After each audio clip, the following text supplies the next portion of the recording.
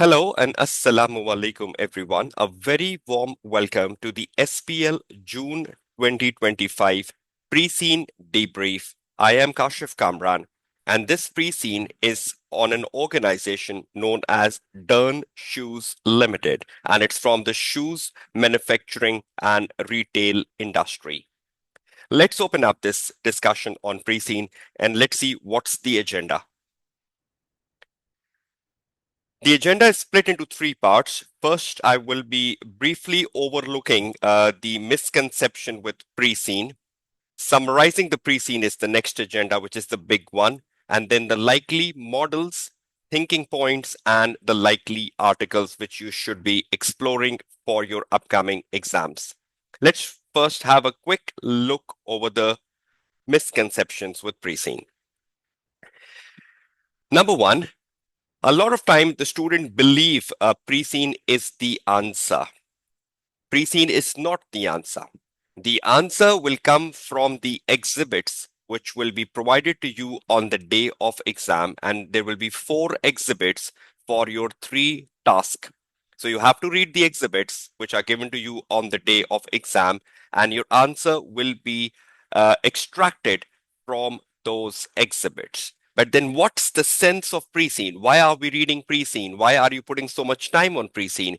Why are we having a debrief of this pre-scene? And the amount of time you all have put on pre-scene, what's the purpose? The majority of the answer will come from the exhibits, which will be available on the day of exam. Number 3 is important. That's the answer to the question I was asking you. Why are we spending so much time on pre-scene? What value will it give us on the day of exam when it's not the answer? Pre-scene is just to provide you context and make you familiar with the industry and the organization. Now imagine 7 days before, when this pre-scene was released. Now 7 days after this pre-scene has been released, how much you know about Dearn, how much you know about the shoe industry, how much you know about the organization, how much you know about the industry. You must be having lots of information about Dearn, lots of information about the shoe industry given to you in this pre-scene on your fingertips by this point in time. Am I correct? Now that is providing you familiarity, that is providing you the context which is needed on the day of exam. Firstly, on the day of exam, when you will be reading about when you will be reading extra information in exhibits, it will be more easier to understand because you know the name of the organization, you know the industry, you know so much about it. So reading that and understanding that will take a very less time. Secondly, yes, there is a possibility that while you are writing your answer for task 1 or task 2 or task 3, you might um, recall a point which you read in the pre-scene. You might recall a certain information you read in the pre-scene, and you think that I should refer to this information in my answer, or I should quote that information in my answer, because if that is blended in my answer point will become more impressive, or it will become more well developed.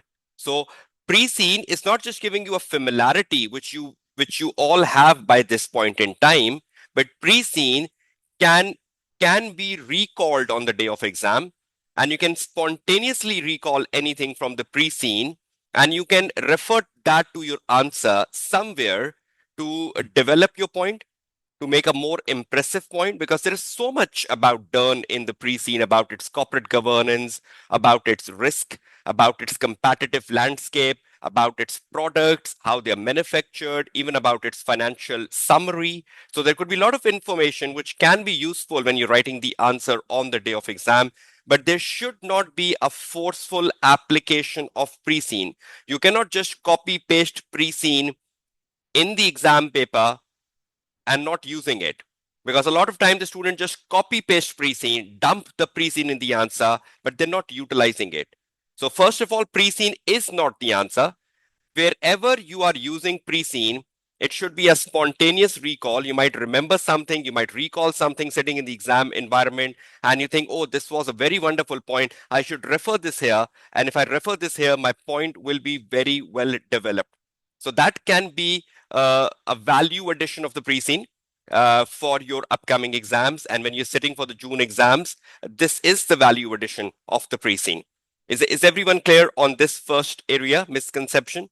Is everyone clear about how pre-seen is beneficial now and how pre-seen will be beneficial on the day of exam?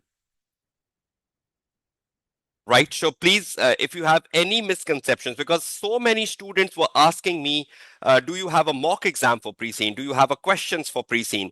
This is like where we are overthinking, and this is something wrong. ACCA is discouraging to share with students the likely questions. Yes, I will be sharing the thinking points. I will be sharing the some sort of a brainstorming with you today, which will really help you understand what's going in the pre-seen and how it can come on the day of exam. But spotting the question or sharing some mock exams with students in the WhatsApp group, that's technically a wrong approach, because that's not the purpose of pre-seen. The purpose is just to make yourself familiar, which you must all have by now. Okay, just let's move on to the second part then. Okay, now let's start with the main agenda, summary of the pre-seen about the Dearn Shoes Limited. Now, in terms of this summary, I will first be taking a holistic view of the industry, which is the shoe manufacturing and retail industry in Lucland. Then I will be talking about Dearn as an organization in that shoe industry. Then I will be talking about something very, very important. What strategic choices are available for Dearn shoes, considering the pre-seen? What choices they have in order to improve their competitive advantage, what options they have to grow, what options they have to better position themselves in the industry in which they are. So what sort of choices they have ahead of them? What can they do to improve their market share, to improve their competitive advantage? They're going through some trouble areas. How can they address those trouble areas given in the pre-seen? So we will be exploring that in much more detail. Then the key models and theories, which could be relevant for the day of exam. And finally, the points to consider. The points to consider will be a final summary of the pre-seen, which should be the most important takeaway of my session today. So let's first start quickly with industry overview. By this point in time, I'm conducting this pre-seen. All of you must have read the industry, right? And all of you have read about Dearn. So by this point in time, all of you are familiar with Dearn, and all of you are familiar with the industry, which is in Lucland, the shoe manufacturing and retail industry. So I'm not reading the pre-seen with you. I'm just sharing a summary of pre-seen with you. Now, when I read this pre-seen, this is the summary I developed. Let's first start with the shoe manufacturing and retailing industry landscape in Lucland. Let's see how this industry looks like in Lucland. Lucland shoe industry overview. The industry revenue, which is given to us in the pre-seen, is $3,750 million. The pre-seen tells us that the average annual growth of industry in the last 5 years till 20x4 is 1.71%.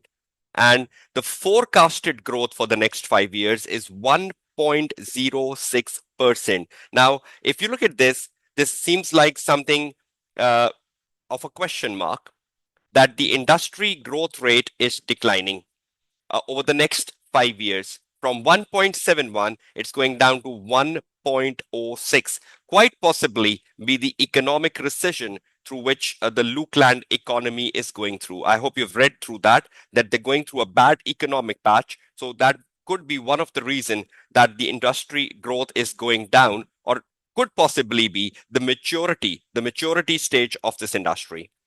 It is a mature market with established players. You know, there are established players into this market. I will just be naming those players. You must be familiar with the names of those players, which are controlling the bigger stake of this shoe industry. Who they are? They're dominated by five major manufacturers who takes 45% share. And we know the remaining 55% share is taken by over 200 small shoes manufacturer. Over 200 small shoe manufacturer taking 55% share, and 5 companies are taking 45% share. So imagine the number of companies we have. 5 and over 200 taking the 55. So if you just assume 200, so that's roughly like 205 companies into the industry landscape of Lucland shoe industry. You know the major players, right? Flamingo, Rego, Parish, Dearn, and Better Buy. We are Dearn, right? We are reading about Dearn in this case, but we know that competitors to Dearn are Better Buy, Rego, Parish, and Flamingo. 200 plus smaller manufacturers sharing the remaining market. So that's the first overview we are taking about the shoe industry. And the first question mark is the decline in the growth rate of the industry at 1.06%.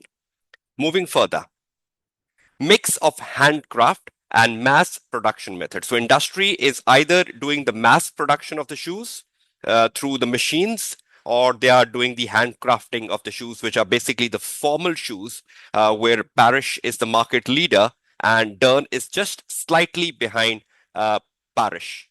So they have a mix of handcraft shoes and mass production methods. So these are two techniques being used in the shoe manufacturing.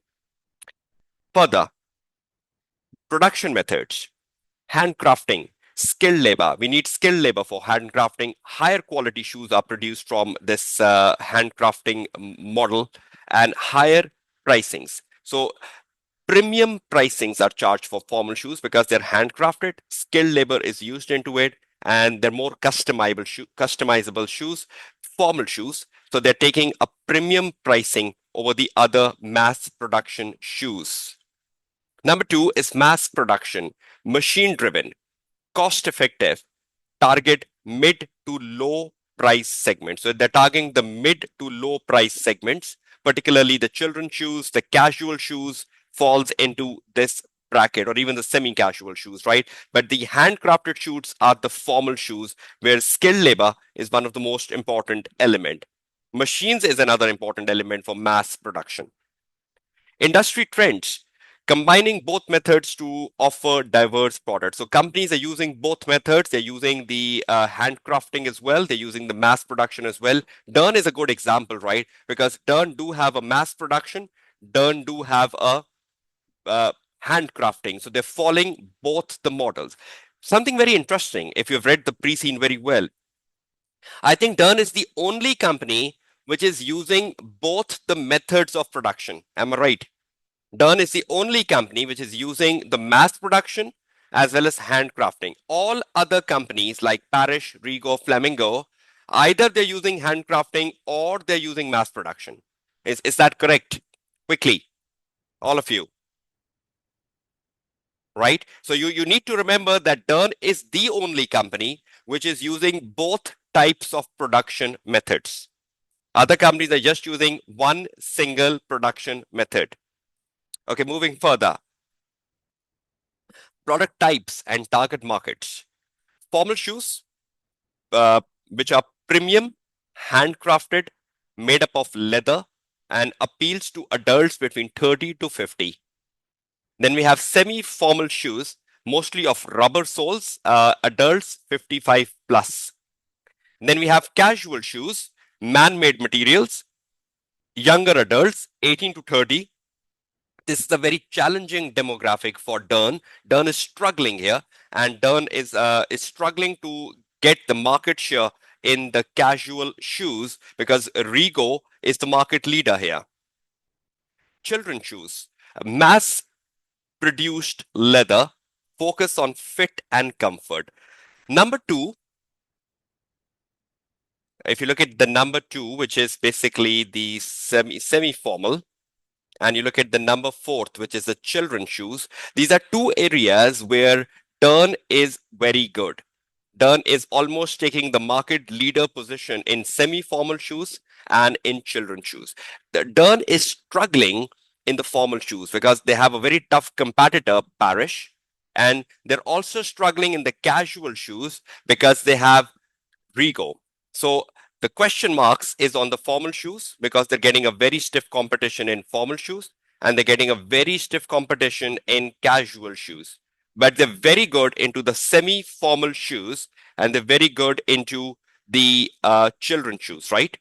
I hope you all agree with that. So I think the problematic areas where the Dern should focus on in the next 5 years is to focus on the formal shoes market. They're good into it, but they're just behind their competitor. In the casual shoes, they're finding very much of a difficulty, right? They're not understanding the demographics of the 18 to 30 bracket very well, and they probably should understand that sooner if they want to be the market leader in the whole Lucland industry. Sales channels. The offline retail sales is 60% of the industry revenue. 25% revenue is coming from online sales through e-commerce, and then 15% is coming from exports. And what are we exporting? We are exporting the formal shoes because that's known globally. So Lucland formal shoes are like quality or like a class apart, and they are exported to lots of countries, and 15% revenue is coming from export sales. So that's how it looks like. So majority of the sales are being done in Lucland except for the export sales. So 60% offline sales and 25% online sales. They're all being done to the Lucland customer. Only 15% sales is what you're exporting outside Lucland. That's how the pie chart looks like as given in the pre-scene. The problem is Dern is struggling with Dern is having no export sales. So that's the first problem for Dern. Online sales, I think Dern online sales is just 12%, if I'm not wrong. So Dern is very much less than the industry standards. So the Dern online sales is just 12%. They're far behind industry average. And the second problem is they're not exporting. So I think these are another two important areas which Dern board of directors should be considering for the next 5 years. So I hope you're taking the notes effectively. Moving on. Industry challenges, competition, increasing demand for speed to the market. Now, we know there is a lot of competition in the industry. There are 200 small players, 5 big players. But currently, the most important thing which is speeding up the competition is the speed to market due to fashion trends. And who is leading that? Flamingo. Almost in a week time, they can bring a new shoe to the market. So, in terms of the speed to the market, Flamingo is leading, and it's a lesson for Dern. How can they catch on this speed to the market? Because we know in the shoe industry, the fashion changes rapidly, and to keep pace with that, Flamingo is just in an ideal position. So we need to think about how can we match the pace of Flamingo. Number two, economic slowdown is another challenge for the industry.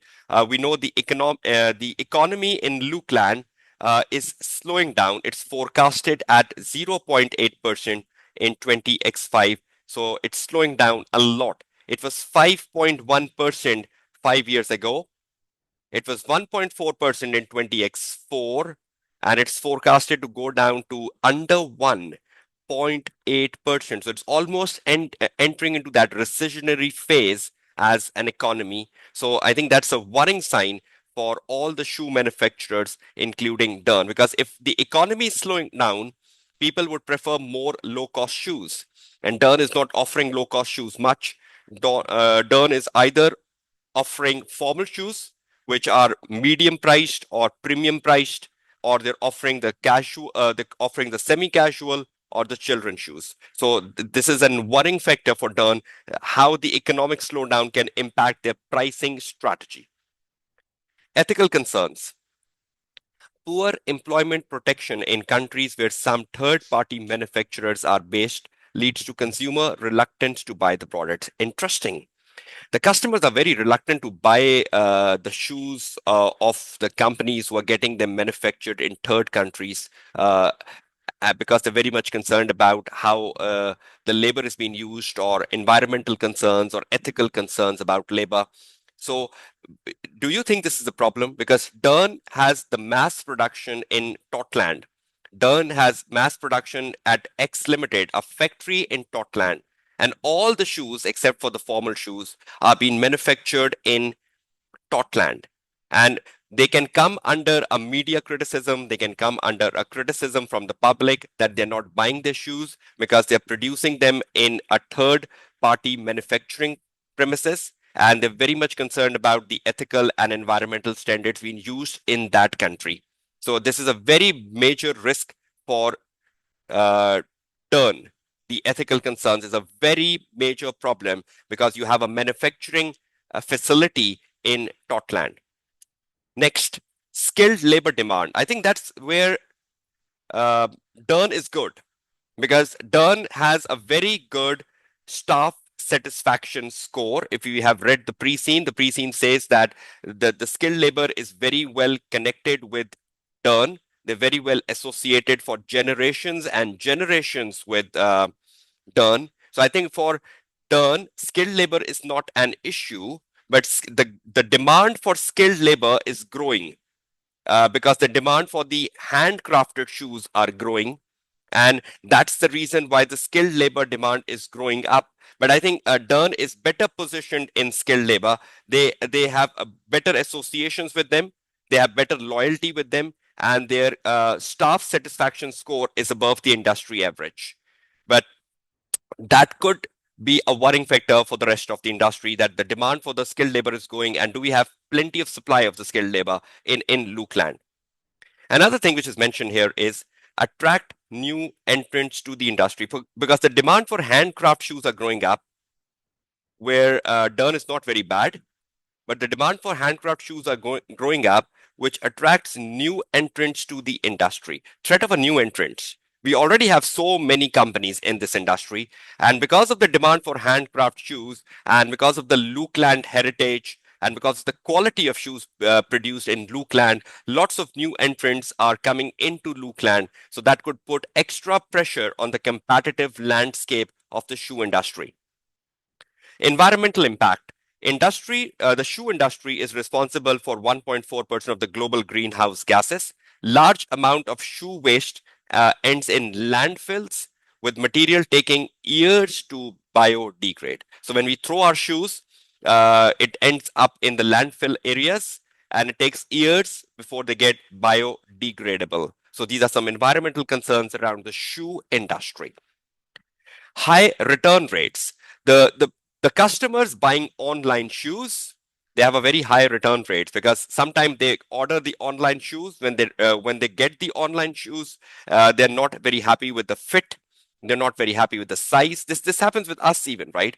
I think shoes is the most risky item which you can order online because most of the time either you get the wrong size, it doesn't fit well into your foot, and for that reason you have to return that back to the company. So even if I look at myself as a customer for online shoes, this is the biggest problem even I am facing, that there's a lot of return I need to do back to the company because of the fit issues or the size issues. So I think the online sales model being used in a shoe industry needs some changes. You need to facilitate the customer online by bringing the AR or the VR technology. They can try the shoes online through the VR and AR technology. We will come to that sooner. But currently, there is a high return rates coming from online customers because they're not finding the shoes very comfortable or not very good fit in when they receive at home. So these are some sort of industry challenges we're going through. But I think one of the major challenge for Dearn is ethical concerns because they have manufacturing taking place in Totland. And to me, that's the biggest challenge which they are going through. Or secondly, competition, the speed to the market. I think what I've read in the pre-scene is that Dearn has an annual review. They have an annual review of changing the shoes and the fashions or the trends. They take an annual review of that, which is like a lot of time. Look at Flamingo. They're bringing new shoes every week. So Dearn is taking an annual review of this, which is like looks very slow down in context of what Flamingo is doing currently. Okay, some of the industry innovations which can be good for Dearn to learn and add on. There is a growing environmental awareness and interest in ethical and sustainable standards. Already, there is a company known as a Kind Shoes, and the Kind Shoes have already introduced ethical shoes or eco shoes. Now, can this be a new product which Dearn can think of? Can this be under the NSOF metrics? Can this be product development, bringing the eco shoes or the ethical shoes, just like Kind Shoes have brought in? And currently, because Kind Shoes is the only company bringing this, so it's sort of a niche market, because the ethical customers or the sustainable customers, that's more like a niche market. So probably what Kind Shoes is offering is a niche product, but this is something which can be the future of this industry. So Dern Shoes should think about, should they venture into eco shoes or environmental shoes? Recycling initiatives are being trialed by the number of manufacturers in other countries, but there are yet to be any significant development in this area in Lucland. Recycling efforts are being done in other countries, but there are no such efforts being done yet in Lucland. There could be something about recycling on the day of exam, that they're thinking about developing a recycling initiative, or Dern is thinking about developing a recycling initiative where the shoes which are discarded can be recycled, so you can have a better environmental impact of the shoes, because currently they just end up in the landfill site and they take years to be biodegradable. So recycling could be a better way out, but currently Lucland is far behind in recycling, so Dern can think about it. Number three, 3D printing. 3D printing can be really good, because 3D printing can really help you making the prototypes of the shoes. They can help you custom made the shoes, and they can just quickly help you with the design of the shoes. So if you want to be quick in the designing process of the shoes, the prototypings of the shoes, the 3D printing can be really helpful. So I think Dern can think about it, considering they're far behind into the speed to the market. Flamenco is very good into the speed of the market. Probably Flamenco is using the 3D printing, but Dern should think about using the 3D printing to increase the speed to the market. Emerging trends, technological shoes, intelligent shoes which track fitness, athletic performance, health, and provide personalized feedback through a Bluetooth technology, just like the Nike is making and Adidas is making. Probably these are emerging trends in the shoe industry, making technological shoes, intelligent shoes, which connects with Bluetooth and track your performance. Probably this is another area where we can diversify as Dern. We can think about making such shoes for future, because more and more people are becoming health conscious. More and more people are getting into walking and jogging because of the health issues rising globally. So probably there could be a case for Dern to think about development of intelligent shoes, designing of the intelligent shoes. So this could be another product development in NSOF metrics. Ethical shoes and intelligent shoes. These could be two possible product developments. So that's another area Dern should think about. And finally, virtual and augmented reality. Let Lucland online customers virtually try on shoes via a smart food camera. I hope you have ever tried this. That if you visit a shoe website like Nike or Adidas, you get an option that you can just, if you're exploring that website on your smartphone, you can just try that shoes. You can just on your camera, and you can just try that shoes on your foot. So it's like virtual, right? You will assume that you're wearing that shoes. You can try that out, and you can then decide whether you want to buy it or not. So I think the virtual and augmented reality coming in the shoe industry has really changed the landscape of how you buy the shoes online. And probably with a lot of returns coming in from online customers, I think virtual and augmented reality could be put on your websites. Dern should think about it, because Dern is very far behind in online sales. They've hardly 12%. Industry is 25%. So I think Dern should upgrade its website, bring the virtual and augmented reality on the website, let the customer try the shoes before they buy it. I'll show you a link of how you explore this virtual and augmented reality later in the session. I have explored a very good link of this try on shoes via smartphone cameras, and I'll just show you that. But these are some innovations taking place in the industry, and something to consider for Dern. Probably the kind shoes, ethical shoes, and probably the intelligent shoes, like product developments. They should think about virtual and augmented reality coming on their website for better online sales experience. and they should think about 3D printing to quickly develop a prototype and then quickly manufacture a shoes and sell it to the market. Finally, the shoe industry at Lucland. Customer shift in trends, strategic choices for Dearn. What are the shifts in customer choices over the last few years in this shoe industry? Number one, rise of fashion and price conscious consumers wanting frequent new styles. That's where Flamingo is leading. We know over the years, the people are becoming more fashion conscious. They want quickly to change the pair of shoes. So, probably with the rise of the fashion conscious consumer, they need the shoe designs to change rapidly. And because of that, Flamingo is leading in that case, right? So, rise of fashion and the price conscious consumer, even the consumer wanting to buy price like low price shoes. That's why the casual shoes are becoming popular. That's why Rego is becoming popular, 18 to 30 bracket. So I think 18 to 30 bracket is the demographic to focus on for future. So if Dern wants to be successful, they need to focus on 18 to 30 bracket because that's from where the demand is coming from. That's the market which wants low price, that's the market which wants quick change of designs. So probably you need to study Flamingo, you need to study Rego, and follow the footsteps of those two companies. Growing preference for ethical shoes. We just found kind shoes coming in, though it's a niche market, but again, that's the future. So in future, we can see more and more people becoming environmental aware or ethical aware, and they keep demanding more ethical shoes and environmental shoes. So probably they should look at the ethical made shoes. And again, there is a growing demand for locally manufactured shoes as well. So it's not just the ethical shoes rising, it's also the handcrafted shoes rising. So I think Dern is better off in handcrafted shoes. They're not very bad. They're just behind Parish. But in the ethical shoes, they need to think about. But in the handcrafted shoes, they have the skilled labor, they're better positioned. The one good thing which I think Dern had is the mill accreditation, right? It was mentioned in the pre-scene that they have a mill accreditation made in Lucland.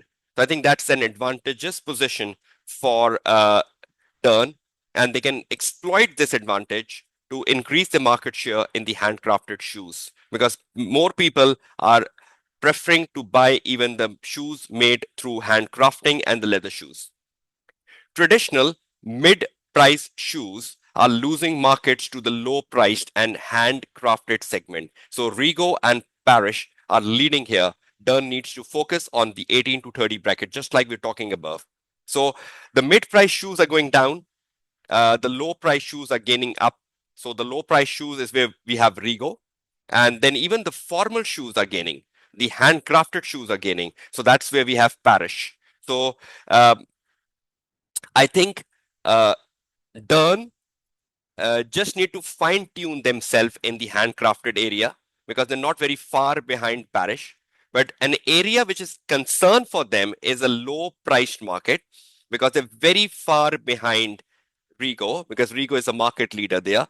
And probably the 18 to 30 bracket is something which Dern is not understanding very effectively.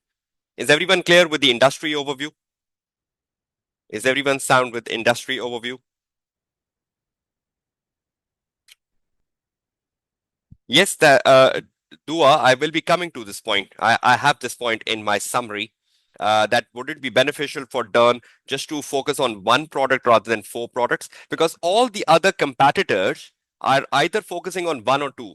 I think it's also very strange that Dern is focusing on four products. I think that's only one of the competitor who is focusing on four. Rest Flamingo, Rego, Parish, they're all and Better Buy, they're all focusing on one product or two products. So probably they need to cut down some products so they can have a better focus on them and they can then lead the market into that area. So that's a good point. And I also have this point in my session, which I'll come to later. Dua. Okay, is everyone clear with the industry overview in the presentation? Are you fine with the facts and figures I have quoted for industry overview? This presentation will come to you. You can take a printout of this presentation and you can then make use of this as your summary for the next 1 week. Okay, now let's go further. And now let's start to talk about the last thing in the industry. That's the regulatory landscape. We have a Lucland Shoe Association, LSA, which regulates this industry, and they also give you that mill mark. Dearn do have that mill mark, right?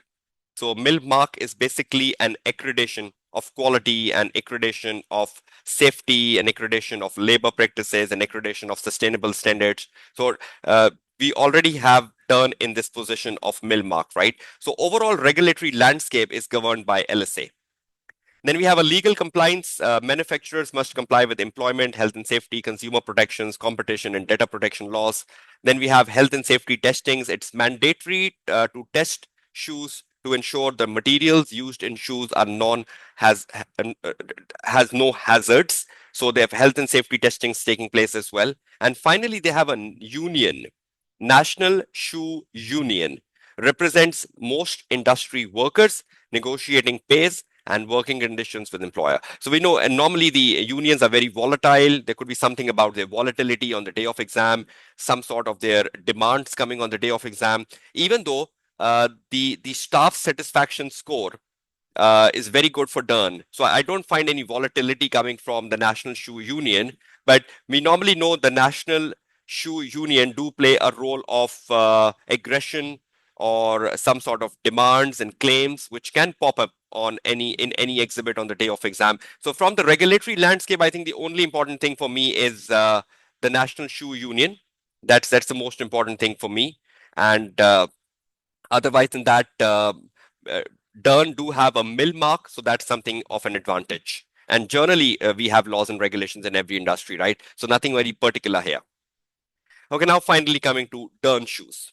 So we have an industry overview. We had an industry overview for the challenges. We have industry overview for the innovations.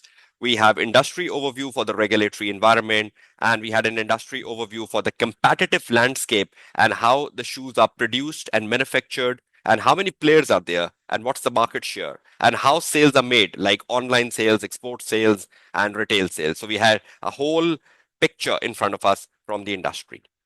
Now let's move on to the last leg of this pre-scene discussion, which is around Dearn shoes.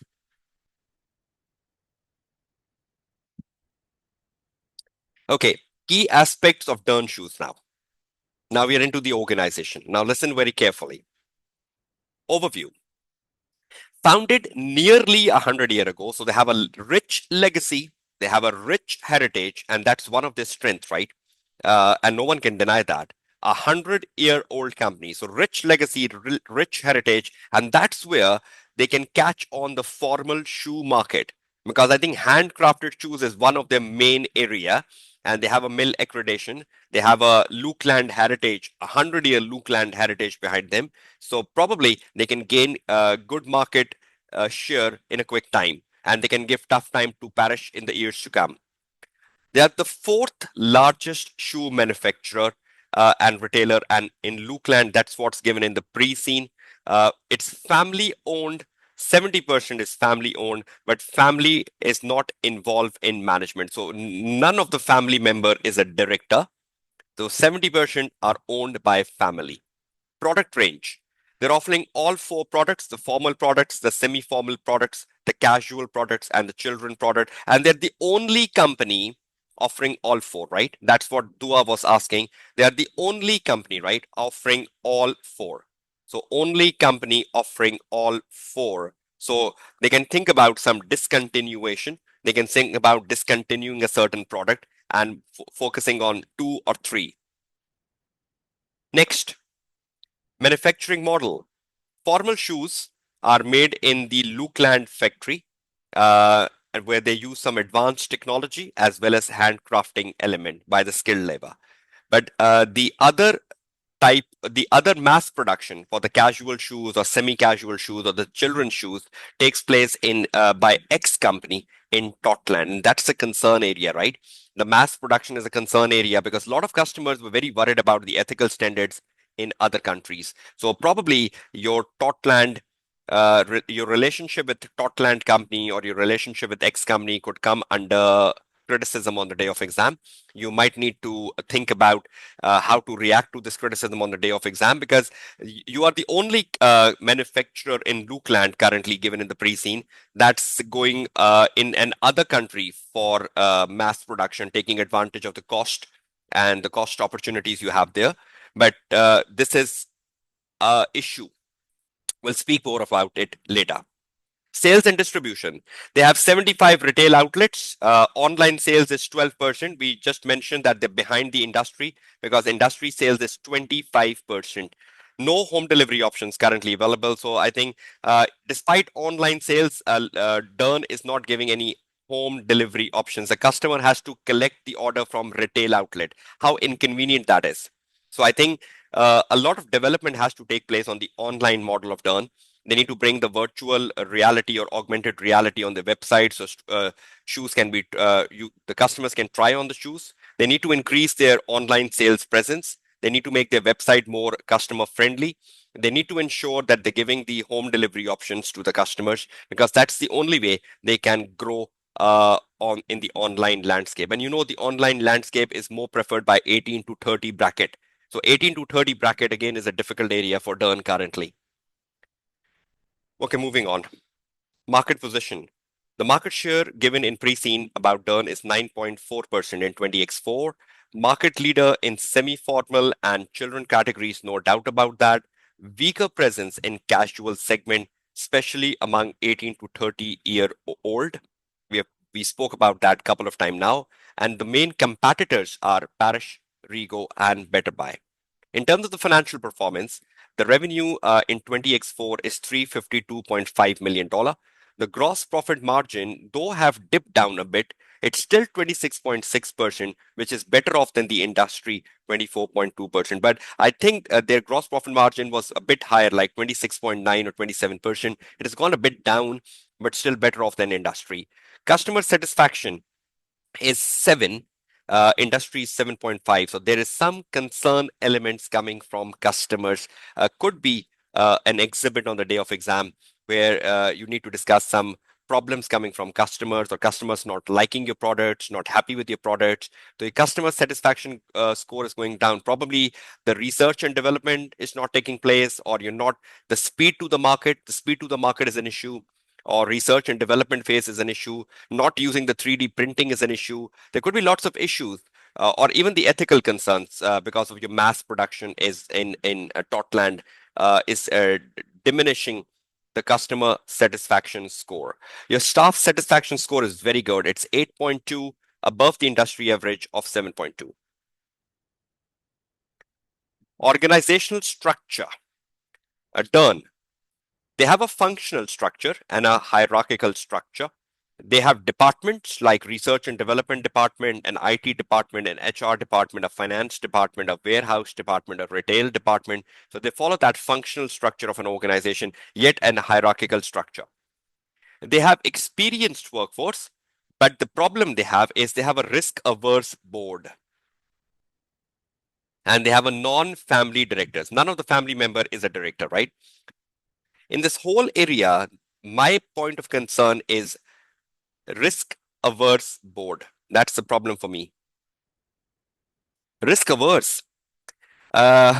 Speed to the market, research and development, innovations, leading from the front.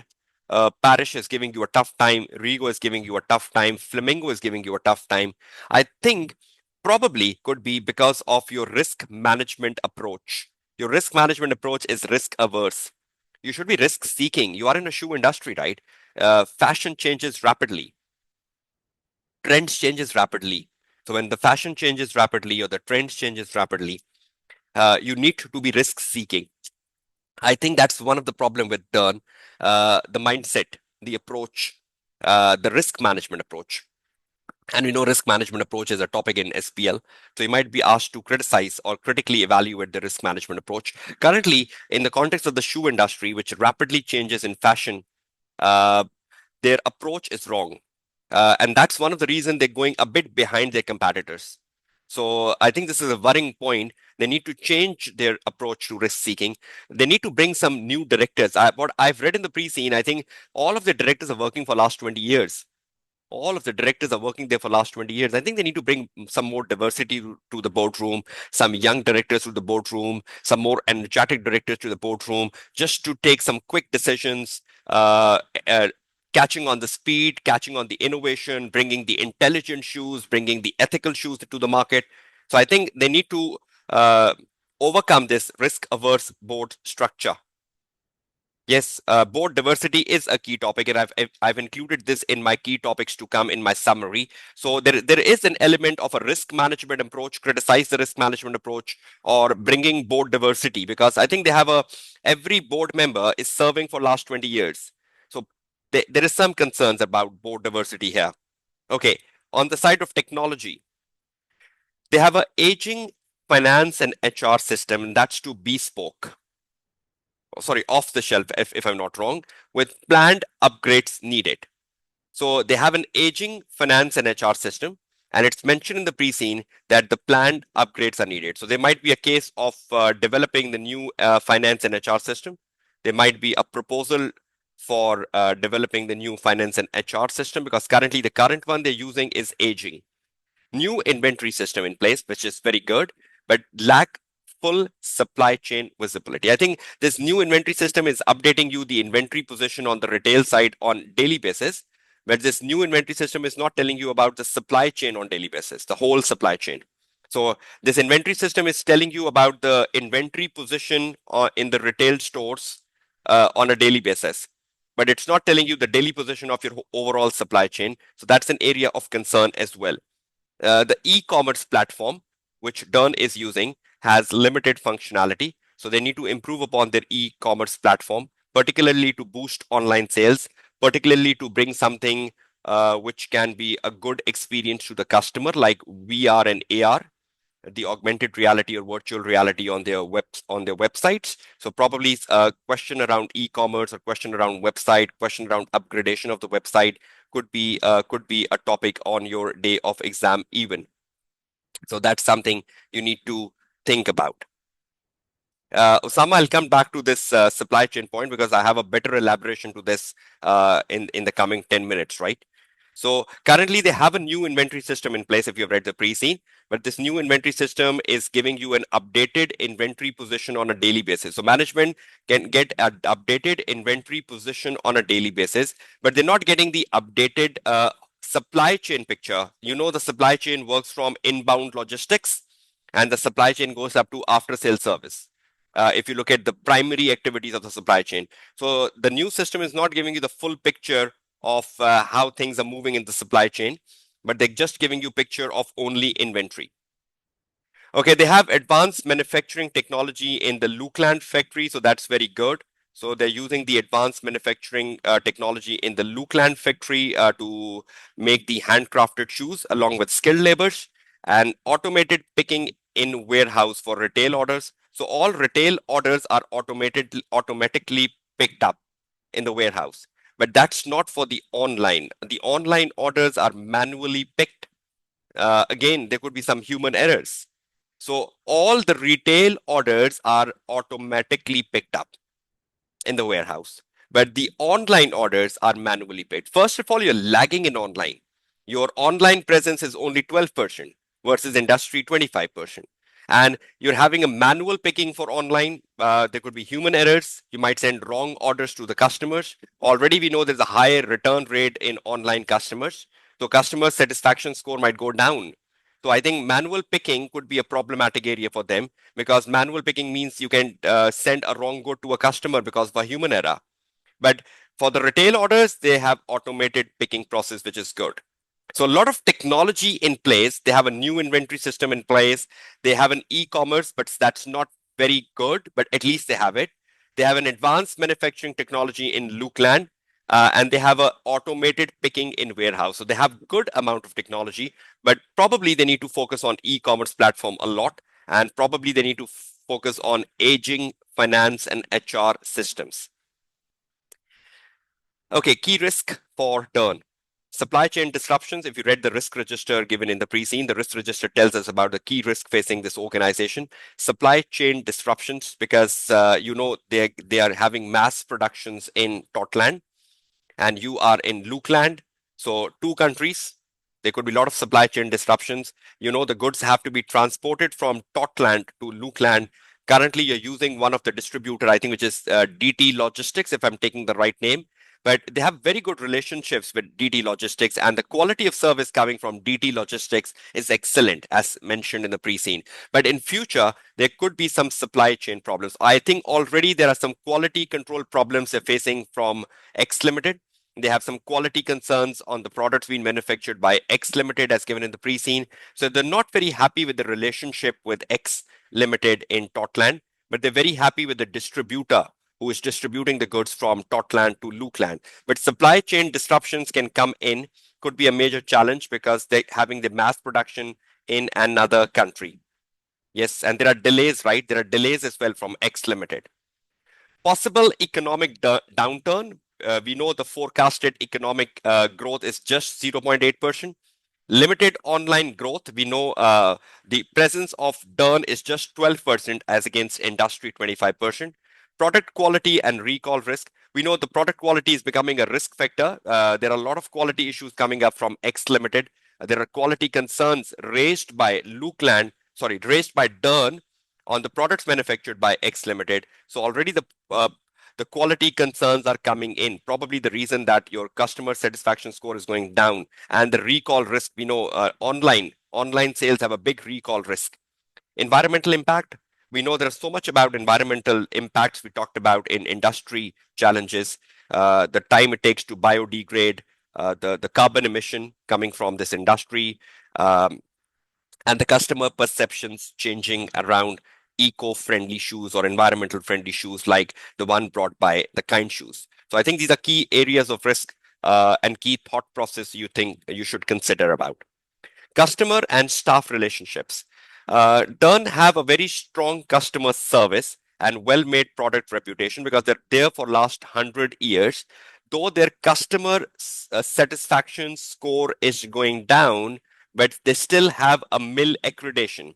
They still have 100 years of legacy. So all the customers know about this company. They are among the top 4 companies in Lucland. So they have a customer support, but they need to address the customer problems.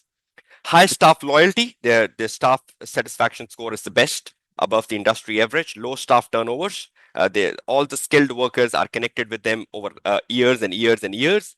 And multi-generational workforce, emphasizing long-term commitment. So they have a multi-generational workforce because they have the CEOs, they have the NEDs, they have the directors, they have the family members, though they're not part of the board, but they have the family members as part of the ownership structure, but not as part of the running of the company. But they have the multi-generational workforce in the HR department, IT department, and all the other functional areas. So that's how the staff relationship and customer areas are going in. I think the only concern part is the customer satisfaction score going down. We need to investigate the possible reasons for that. Okay, moving on. Challenges for Dern.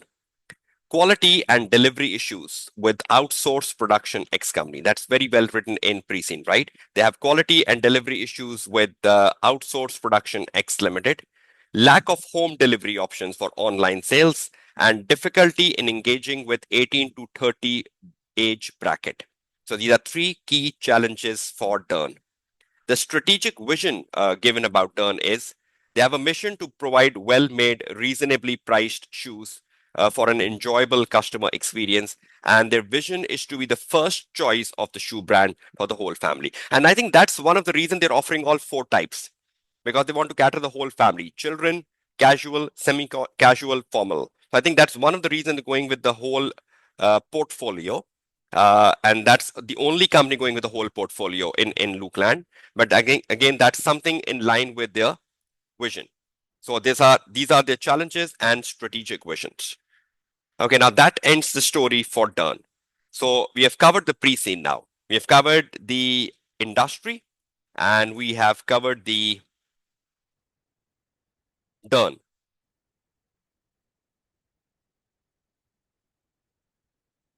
Dua, I'll just come to your question. I'll just told all of you to hold your questions for the last 15 minutes. So just pen down your questions and raise them up in the last 15 minutes of the session.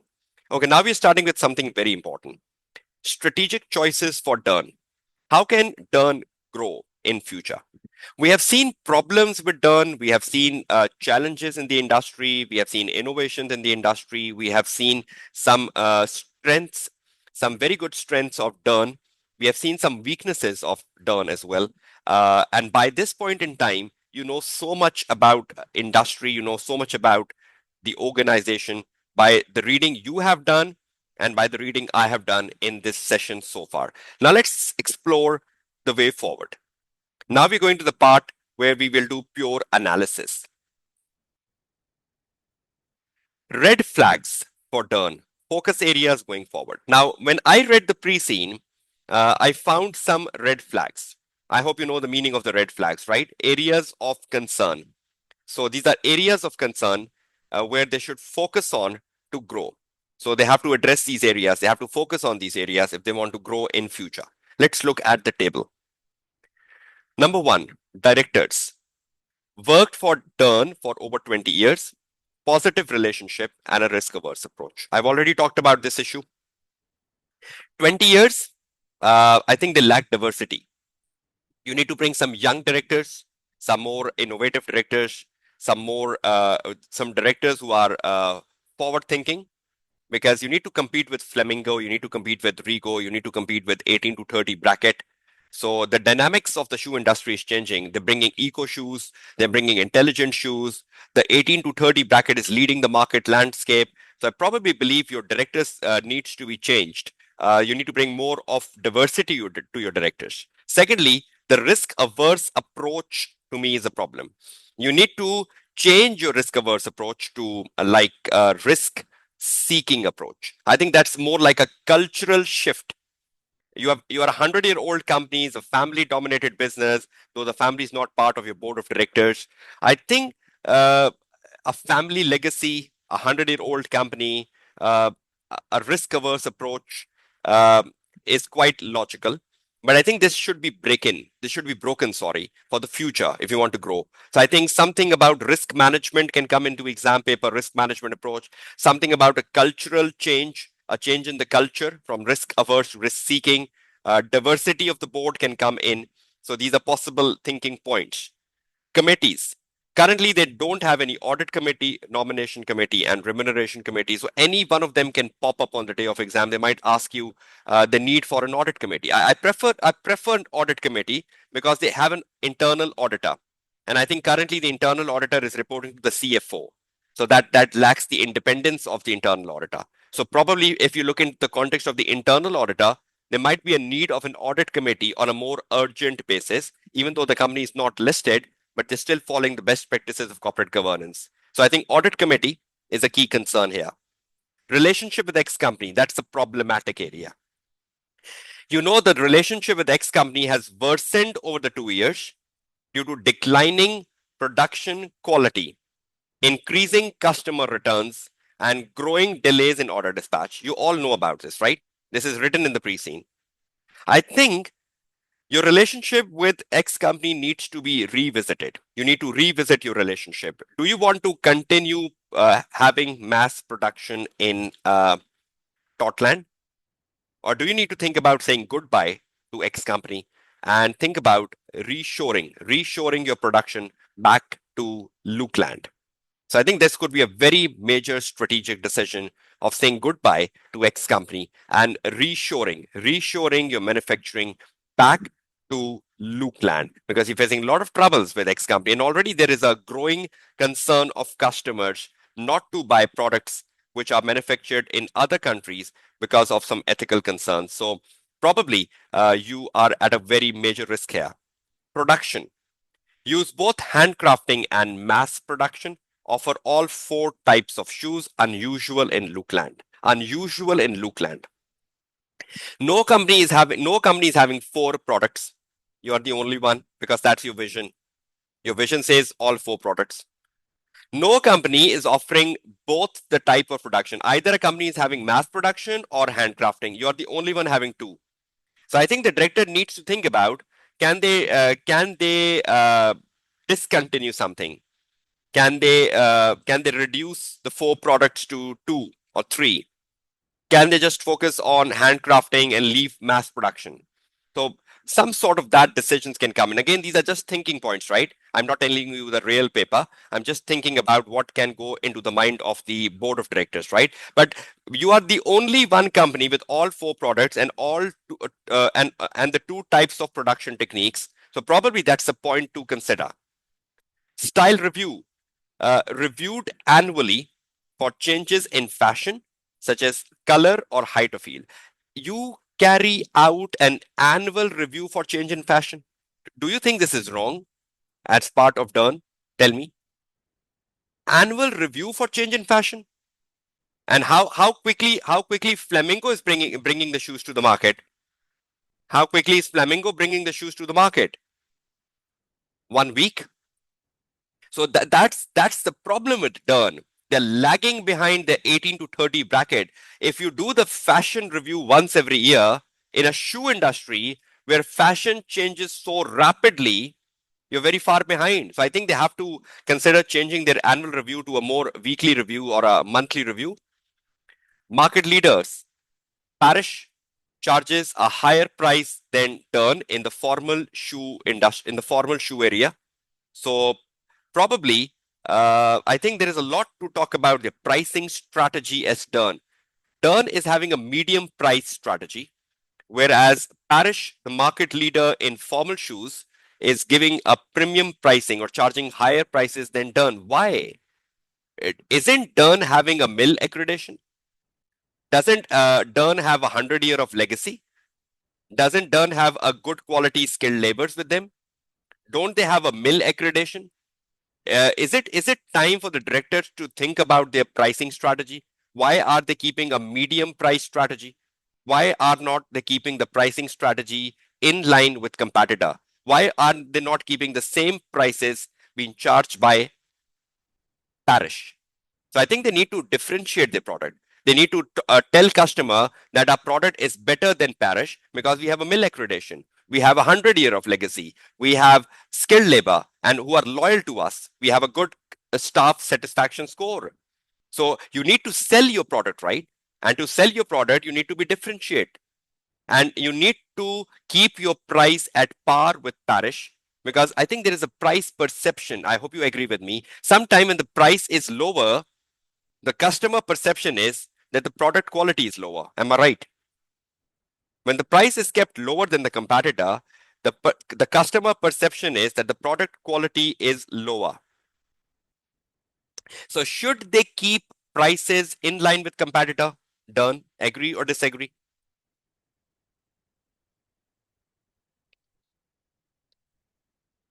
Okay. One student is saying agree, one is saying disagree. Shouldn't they keep the prices? You know, there are different types of pricing models, right? One of the pricing model is competitor pricing. Keep your prices in line with competitor. Why are you keeping a low price? This will send a wrong message to the customer. The customer might think there is some problems in your product. That's why you're keeping the prices lower, right? Yes, you can take a cost advantage, but probably when the handcrafted shoes is a premium market, why are you keeping a low prices in a premium market? You can keep low prices in the casual shoes, NJ. You can keep low prices in the casual shoes. You can keep low prices in your children's shoes, which are mass produced. But why are you keeping low prices in a formal shoes which are handcrafted? The handcrafted shoes take a lot of efforts, right? Right? Okay, next, casual shoe markets. 18 to 30-year-old, Dern is struggling to engage with 18 to 30, and Rico is the market leader. That's another area of concern. Economic impact. We know because of the economy downturn, Lucland economy going down, the proportion of the mid-price shoes is falling and the proportion of the low price shoes is increasing. So that's again a worrying point. The low price shoes proportion is increasing. That's the casual shoes. So that's a concern factor for Turn because the medium price shoes are falling. Even though it's written in the pre-scene that still the market for formal shoes is where it is. There is no change in the formal shoes market. But overall, because of the economic downturn, the low price shoes are increasing. The problem is Dearn is not even exporting. Why is Dearn not exporting? They can export their formal shoes to other countries. We know that Lucland shoes are known globally. Lucland shoes are known globally. There is already a 15% export sales in the industry. Why are you not exporting? Why are you just looking at one market?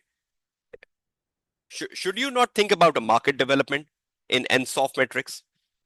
Should you think about market development in NSOF metrics as done? Agree, disagree? Should you think about going outside Lucland selling your products like export sales? Should you think about product development in NSOF metrics like eco shoes, intelligent shoes? Should you think about making the new products? Should you think about the new markets? And should you think about the market penetration, same product, same market in NSOF like formal shoes? You should put more efforts on your formal shoes because that's your mainstay. So, and your children's shoes, that's your mainstay. So children's shoes and formal shoes, you can put a lot of effort, or even the semi-casual shoes where you have a main market. So I think NSOF metrics is also a very likely model because we have a lot of products, and we know we even know some new products in the pipeline like intelligent shoes and the eco shoes.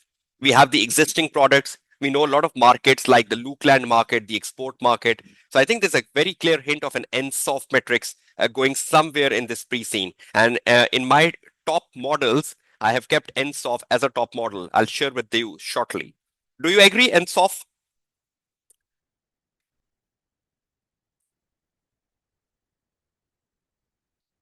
Okay. I'll be sharing the models and the reasons of models in the next 15 minutes, so just stay tuned.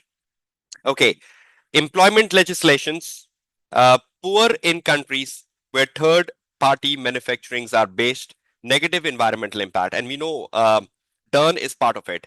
Dern is having manufacturing in the other country. So the concerns about employment legislations, the concern about employment conditions in other countries could be a cause of concern, and that could be a backlash on a day of exam. You might get an exhibit which tells you about the criticism you're getting about your production in Totland, the production with X Limited, the ethical concerns, the concerns with employment, the concerns with the environment, and people are not happy buying your shoes. So all sort of things. Retail outlets. You have 75 retail outlets in Lucland, but you have no presence outside Lucland. That's a strange point, right? No presence outside Lucland, despite a 100-year-old company, no presence outside Lucland. You're just killing the opportunities here. You're killing the opportunities as done. Online offering. Your online offering is very limited, hardly 12%. And the worst part of that online offering, no home delivery. So what's the sense of online? If I need to order and then go to the retail shop and picking up, what's the convenience for me as a customer? I want a convenience, right? I order online and I get a bell at my door and I get my order received. That's what I need at the end of the day.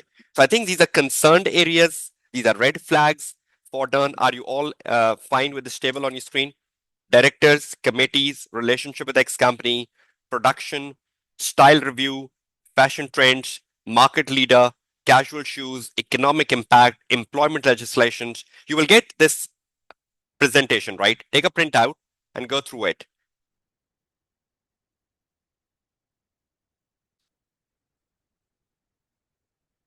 Okay, further red flags. Systems.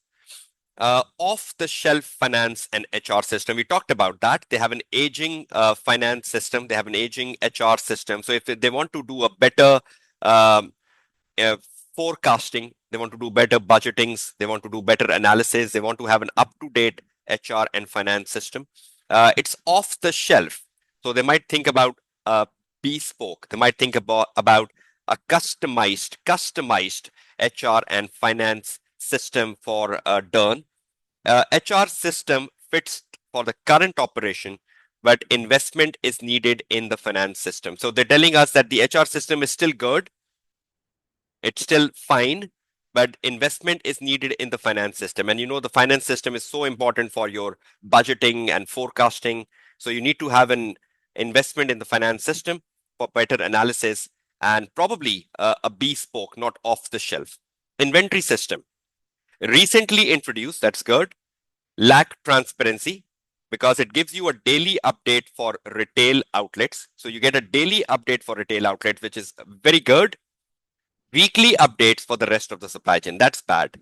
You should get daily update for supply chain. You know your supply chain is very lengthier, right? Your supply chain is coming from Totland to Lucland. And in that supply chain, you also have X Limited. In that supply chain, you also have the DT logistic. So you have a very long supply chain from inbound logistic to outbound logistic to sales and after sales. So you need to have the management wants to know the daily picture of inbound logistic, uh, the outbound logistic, the warehousing. They want to know about sales and after sales. They want to know a complete picture of the primary activities, right? So, but that is provided on a weekly basis. This should be provided on a daily basis, right? This should be provided on a daily basis. Right, off the shelf means something you buy from the market. You go to the market and buy a software. Okay, is everyone clear with the inventory system? So the good thing in the inventory system is they daily update you for the retail inventory, but they're not daily updating you for the rest of the supply chain. So the management wants to be updated on a daily basis for the rest of the supply chain because you have a very long supply chain coming from Totland to Lucland. And I'll be giving you the analysis that Porter value chain is a very important model, and I'll give you reason in next 15 minutes. Just stay tuned. Warehouse process, automated picking for retail outlets. So they have an automated picking for retail outlets. We already talked about that, but they have a manual picking for online orders. I already mentioned that a few minutes ago, and that could cause human errors. That could cause more returns coming from online orders because if you have a manual picking for online orders, so I think you need to invest in your online systems. You need to ensure that when you have an automated picking for retail, you should have an automated picking for online because that will improve the customer satisfaction. Your customer satisfaction score is down. Your online sales are less. You have to do every effort to boost them. E-commerce platform. You have limited functionalities on e-commerce platforms. I think you need to consider your website. You need to seriously look into the website. You need to seriously think about upgrading your website, bringing more functionalities, particularly the VR and AR, where the customers can try the shoes online virtually before they buy it. So you want to improve upon that. And one more thing which is mentioned in the pre-scene is that this impacts their digital marketing engagement because their e-commerce facilities are not very good. Their website is not very good. So probably they're not gathering the data they need to analyze. Data analytics, analyzing the data about age, about demographics, about customer trends, about customer fashions, even market segmentation. Market segmentation is an important topic for SBL exams for June.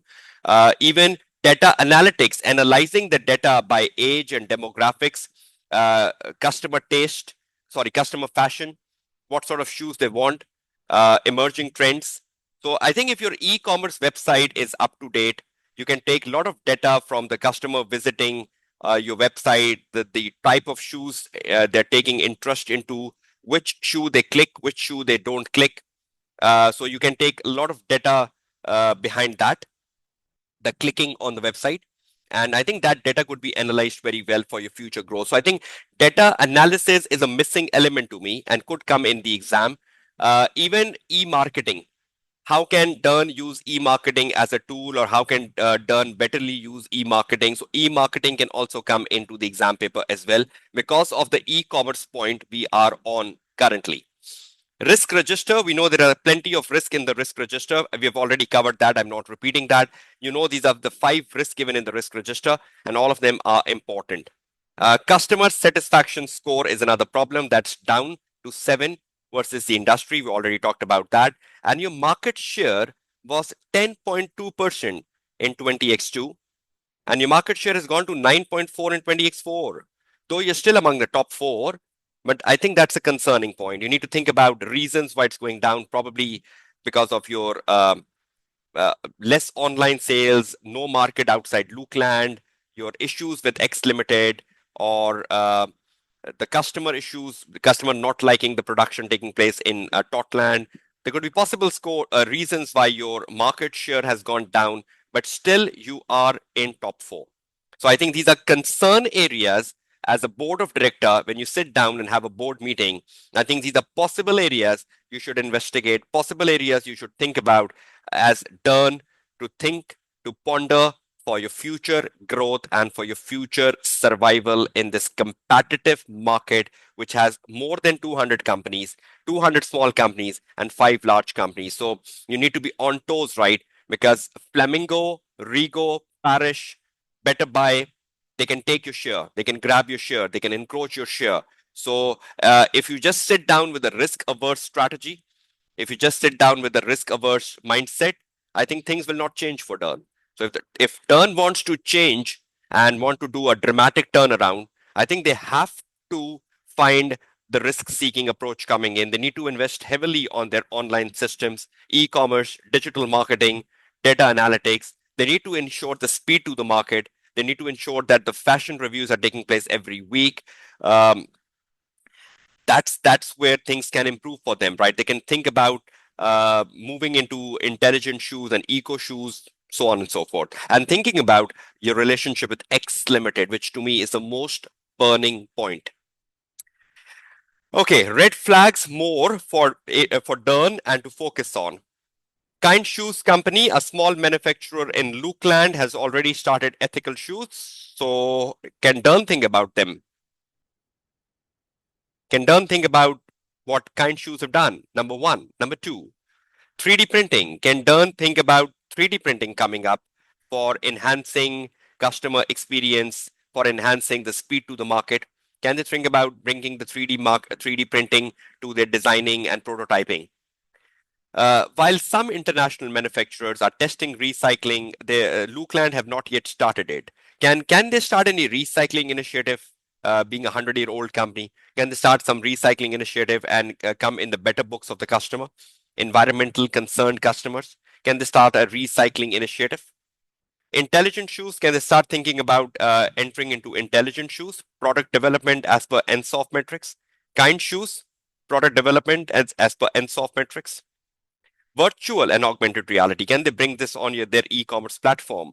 Can they give this experience to the customer?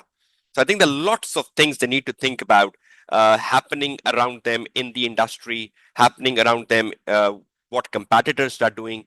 So I think Dearn has to sit down, see what's happening around them in the macro environment, what's happening in the industry environment, what's happening in the competitive landscape. So I think you will get a lot of opportunities to grow when you look at the competitive landscape. You get a lot of opportunities to grow when you look at the industry landscape. You get a lot of opportunities to grow when you look at the macro environment in which this industry is operating. That finishes off the red flags areas to consider for Dearn. Okay, now finally to the key models and theories and something very, very important after that. Let's first go with key models and theories. Now, throughout my discussion, probably in the last 1 hour and 22 minutes, and we just left with another 30 minutes to wind up the session, I think the key models and theories, which I gave you hint of while I was going through my industry analysis and my Dearn analysis and my red flags, if you were clever enough, you would have picked that out. But if you still miss them, let's summarize them. Now, again, these are hypothetical assumptions. Don't just take as something of an absolute assurance. Cultural shift and change. I was talking about that risk averse culture they have. Probably that risk averse culture should change to a risk seeking culture. Number two, board diversity. Each of the director is there for the last 20 years. They need to bring some more young, some more dynamic directors into their company. They should think about bringing some fresh blood or some fresh energy into the boardroom, which can help them with their risk-seeking approach and help them take the market share, which is going down from 10.2% to 9.4%. Porter value chain. So much given in the pre-scene about Porter value chain. If you realistically investigate the pre-scene, we have been given so much information about their support activities and primary activities. In the support activity, we have been given about HR, about IT, about procurement, about infrastructure, scattered information. So much information has been given to us about the primary activities, inbound logistics, the relationship with Totland, X company, warehousings, manual picking, automated pickings. We have outbound logistics, distributions, sales, after sales, a lot of information, right? I'll be sharing with you my Word file, but I can show you that for your uh, eagerness. This is my Word file. I made my PowerPoint presentation from this Word file, right? So I'll be sharing this with you. This is like lengthy. The PowerPoint presentation is a summary of this. So everything I went through in the PowerPoint is right over here. You can read this on your own. But I just want to show you that in the case of the Dearn, I have done one thing here for you, which could be beneficial for you. Can you see this here on the page? Can you all see this page in front of you, Porter Value Chain? Can you all see this Porter Value Chain, which I have created for all of you? Now, you will go through this yourself, right? Because all information in this is being discussed over the last 1.5 hours, right? So I have given inbound logistics, all information I found about that. I've given about operations. I've given about outbound logistic. So whatever information I found, I've given. Marketing and sales and services. And then I've given about support activities, firm infrastructure, human resource, technology, and procurement. Now, in the exam, when you will read this value chain, which I've given you, you will find that in this value chain, there are some red flags. In some places of the value chain, Dearn is not performing well, right? When you read through it, you will find that, right? So there's some areas where Dearn is not performing well in value chain. And you know, one of them is itself the X Limited, which they are having some issues with them. So you know what value chain do, right? It add value. It creates value. So if there are issues in value chain, that's not creating value. So you want to address those issues if you want to have a better value coming from the value chain. So look at this. Which areas of the value chain needs to be improved to add value and boost overall profitability? Does that make sense? So you read through my analysis and you find areas from my analysis where you believe Dearn should improve upon and add value. And in the exam, you might be asked to evaluate the value chain or investigate the value chain, either the primary activities or the support activities or both from a given information. So that's one area I've done here, right? Moreover, I've done so many things over here. If you just go down, just to I've talked about the governance, the whole governance, because the PowerPoint was a summary, right? I've given everything about the governance here. That's the extended version. I have done the summarized version, but I'll share this with you. I've talked about their financial and non-financial performance in a summary, so you can get all this, right? I've also talked about the NSOF metrics here. You can just go through this NSOF metrics here. And I talked about this here, that I think the product development is the athletic and the Bluetooth technology need to come into that product development. Even I think the eco shoes, right? The eco shoes should come in. The ethical shoes should come in product development. Ethical shoes, market development, export market for the formal shoes. They should start exporting the formal shoes. Market development, and I think the market penetration. They should go into the formal shoes for market penetration, because that's one of the main area, and the children's shoes, right? Because that's where they're leading. Children's shoes and formal shoes, because these are two good areas for them. They're not very bad into it. Children's shoes are leading, right? Formal shoes, they're just behind Parish, but they can think about more refinement to make a market penetration strategy going for these two areas. So this is just a thought process of the NSOF metrics. You can read through it, right? Then down under, I talked about the ethical and sustainability case for Dearn. I summarized all the ethical and sustainability information. We talked about so much of that, the biodegradable issue, the carbon emission. We talked about the environmental concerns coming from raised by the customers, the ethical shoes coming in. We have read all that information right in the last 1.5 hours. It's just an extended version here. Just go through it, and everything is over here, right? And I've given you some important links over here at the end.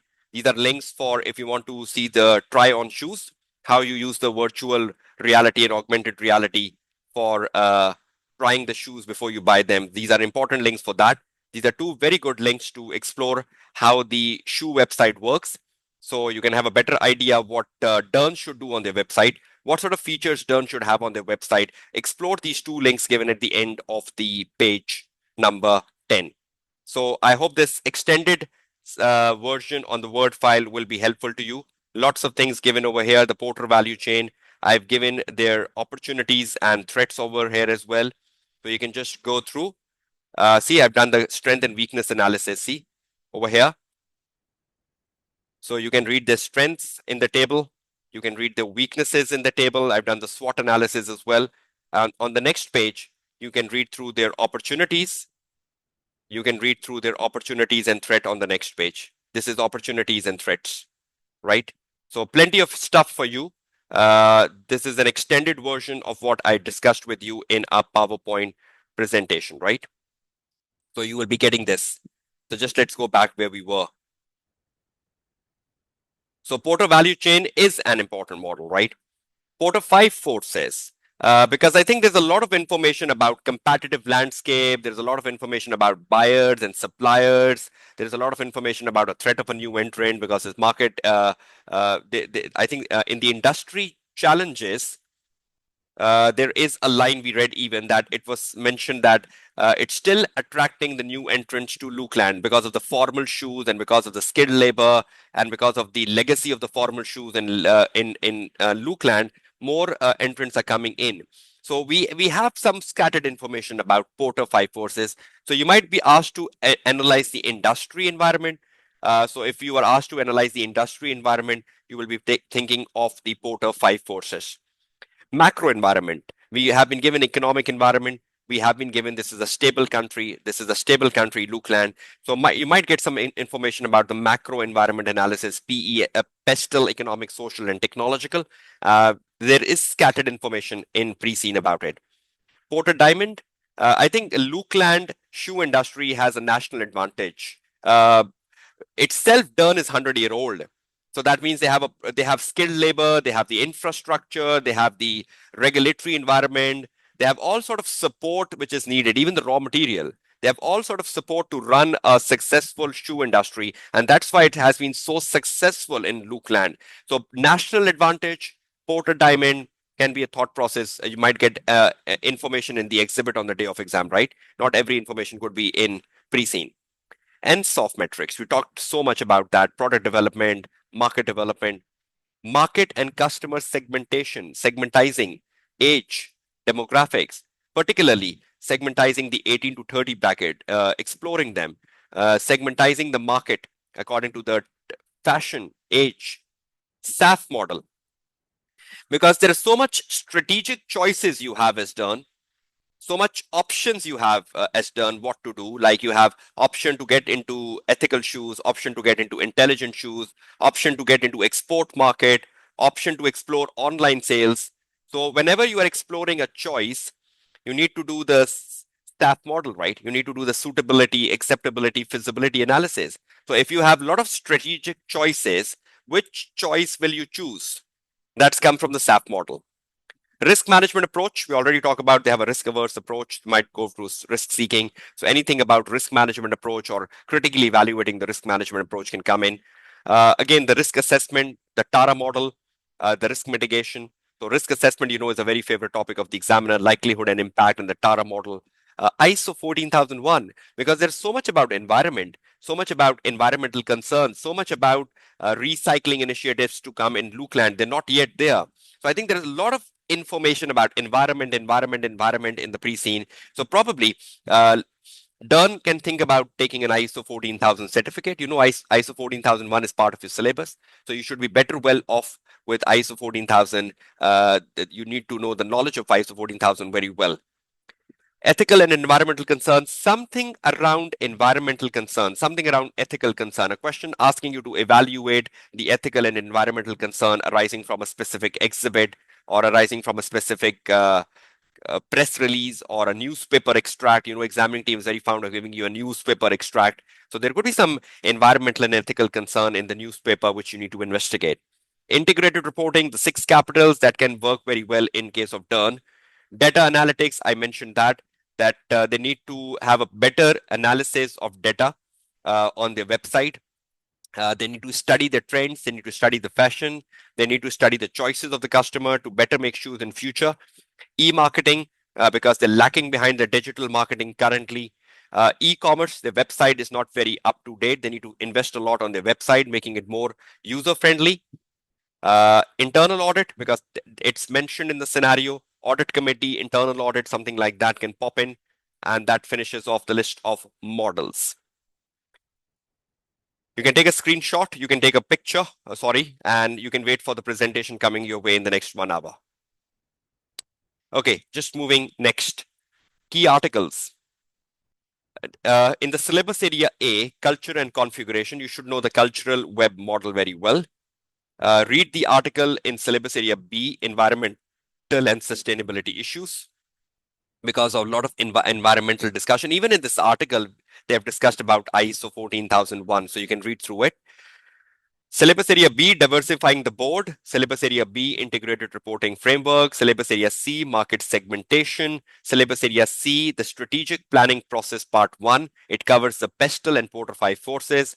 Syllabus area C, strategic planning process part 2, covers the NSOF and the SAF model.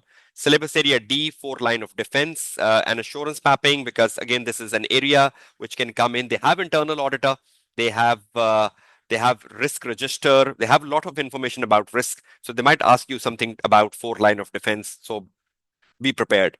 Syllabus area E, principle and application of e-marketing. Syllabus area E, applying the big data.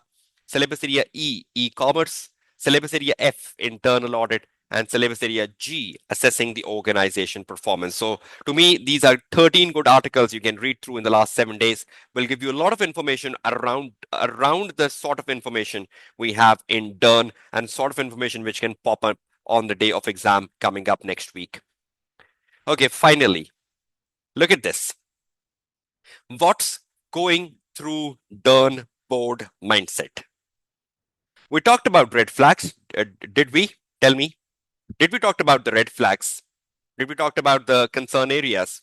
Quick answers. Did we talk about the red flags a few minutes ago? Did we? Yes. So finally, making a summary now. We talked so much what Dearn should do. We talked so much what Dearn should do for future. We talked about different angles and perspective. Now it's time to summarize them in last 10 minutes. What's going through Dearn Board mindset? To me, this is what should be going through the mindset. A summary. This is nothing new. This is a summary, right? What's going through their mindset? Lots of things. Let's make a summary. Number 1, proposal to exit or mitigating criticism around the concerns coming from X Limited. They have a lot of concerns around X Limited from where mass production is coming from. There could be a backlash in any exhibit on the day of exam. And you might be asked to, how would you mitigate the concerns around X Limited or any proposal to exit from Totland and have a reshoring. Reshoring could be an option, right? Reshoring the mass production, bring back the mass production to Lucland. This could be the worst case scenario, but better. Reason for customer satisfaction score dipping. That's another thing which might be going through the board mindset. Why is the customer score dipping? What can we do? What are reasons for the score dipping down? Is it online sales? Is it our lack of innovation? Is it our lack of speed to the market? What's happening? Or are the customers not happy with our production taking place in Totland? Environmental and ethical initiatives to be taken. Should we venture into recycling? Should we venture into ethical shoes? Should we do something about integrated reporting? Because there are a lot of environmental concerns rising from customers. Changes in pricing strategy. Can we change our pricing strategies? Like we talked about changing our formal shoe pricing strategy to match parish. So can we just change our pricing strategies, or can we revisit our pricing strategies? Because at times we are charging less than competitor. So can we just think about that? Why, and is there any need for change? So these are possible 5 areas. Move on. Another areas of concern. Proposal of export sales. Should we develop a market? Should we go to the export sales? Another question going in your mindset as directors. Product or a proposal for product development like ethical shoes or intelligent shoes. Proposal for market penetration, supporting the formal shoes. How can we support the formal shoes? We have a mill accreditation. We have 100 years of legacy. How can we support that and give tough time to parish? So how can we do the market penetration of the uh, formal shoes? Discontinue a product like a casual shoes because you're finding tough times in casual shoes. So better focus on formal shoes more or children's shoes more where you're going better. But I think this could not be a wise strategy considering you have a vision and the vision says that you need to cater the whole family. So in line with that, this might be not logical. But again, this is some sort of a thought process because it says you are the only company manufacturing the 4 products. So in line of that, this is my question. But if you compare this question with your vision, this might be like having a clash with your vision. Any specific need for additional committees like audit committee? Analyzing the value chain. What are the issues in value chain and how can we add value? We just discussed that. More concern areas. Boosting online sales. How can we bring the AR and VR technology on our website? Upgrading the e-commerce because we currently have limited functionalities for better data analytics. How can we use our website for better data analytics? Boosting the digital marketing, the e-marketing, investment in the new HR and finance system because they were out of date and there's high time we should invest in them. Speed to the market. We are far behind in the speed. We should increase our speed to the market. We should have a regular review rather than an annual review of the fashion. And we should think about bringing the 3D printing and understanding the demographic of the 18 to 30 years age because we're not understanding them well. So I think these are all possible questions which are going through Dearn Board mindset. That's just a summary. Will help you absorb the pre-scene in a more effective manner. Okay, now that's the pre-scene, right? Now, just before I take your quick Q&As or if you want to ask something more, I just want to make one more addition here, which will be important. I think I will be adding to my list of presentation because there are a lot of products given to us. We have formal shoes, we have casual shoes, we have semi-formal shoes, we have children's shoes. We know information can come in the exhibit on the day of exam, so we can't even rule out. Just let me add another model over here. We can't just rule out a BCG matrix. So I'm just putting the BCG matrix here. I had this in my thought process when I was starting the pre-scene, even when I was reading through it. But I think it's better to keep it in it rather than excluding. So BCG metrics I'm adding in here, right? As the final option. So please go through the BCG metrics as well. Okay. Now that ends the story. I'll be sharing my Word file with you as well. Okay. Okay, so was it effective? Was it good? Was it something of information to you? Did it help you better understand the pre-scene? Because the purpose of my pre-scene is to just debrief after you have done your own. If I do the pre-scene on the day 1, it's of no use because students should read it first. Now tell me, was it beneficial that you read it first, you absorbed it first, and now when you were doing it with me, you could have recalled lots of things. You could have challenged a lot of things which I have tell you, and that's the beauty of brainstorming. That's the beauty of getting different views. Because see, on pre-scene, my views can differ from your views. You can have a different perspective. I can have a different perspective, because pre-seen is where we are just taking hypothetical assumptions. We're just building assumptions. This can come, this can come, this is what can be asked, this cannot come, this can likely come. We're just taking assumptions, right? So I hope you're all fine with it,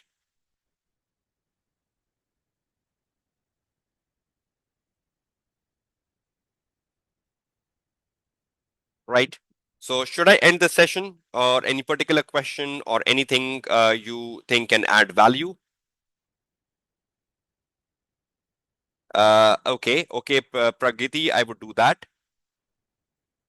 Naima, probably. We know financial appraisal is a regular topic in SBL, so I have included the article assessing financial performance. Uh, you could be asked a very general question around ISO 14000, that thinking about should the company opt for ISO 14000? Should the company take an ISO 14000 accreditation? Or what benefit the company can get by taking an ISO 14000 accreditation? Benefits, advantages for 6 to 8 marks?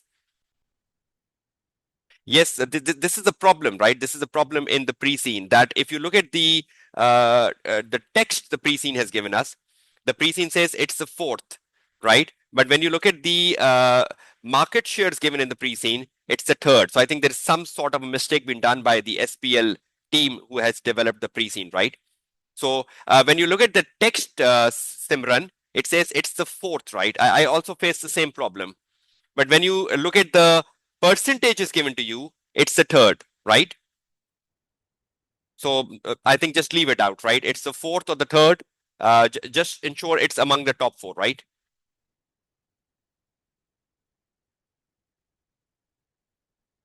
No, I don't find any cost accounting questions.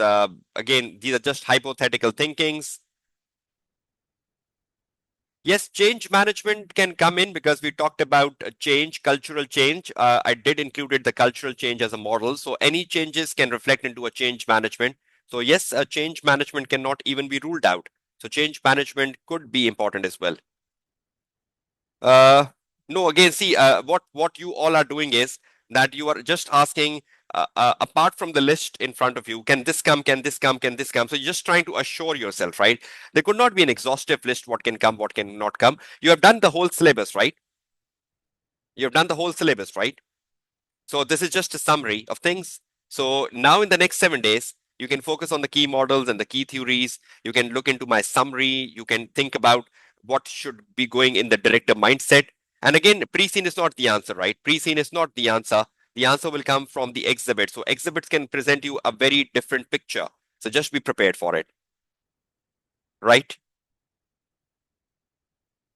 Okay, if you have any further questions, you can just put them on the WhatsApp group, because already this is a lengthy session. It needs to be uploaded on the YouTube. You will be getting the PowerPoint presentation #1, and you will be getting the Word file as well. So you can just read through that. Again, the Word file is the extended version. The PowerPoint is a summarized version. If you want to refer something in detail, you can go back to my 10 pages of Word file. But if you're happy with the summary, that's fine. No past paper questions specifically, right? I just mentioned that's a very bad practice, spotting the questions, telling that this sort of a question can come in. No, just explore the topics I've mentioned, just explore the models I've mentioned, just to show you know the knowledge of these models, just to show you know how have they come in any of the past papers you've done so far. In the last 6 papers you've done, have you seen any of the questions around them? So just go down with it, right? Is that clear to all of you? Are you all satisfied with the pre-scene before I close it down? Are you all fine and satisfied with the content, presentation, and the things discussed in the pre-scene? Right? Okay, for BCG, you will be given information, right? Just like we had information in Biago. Have you done the Biago question from September, December 24?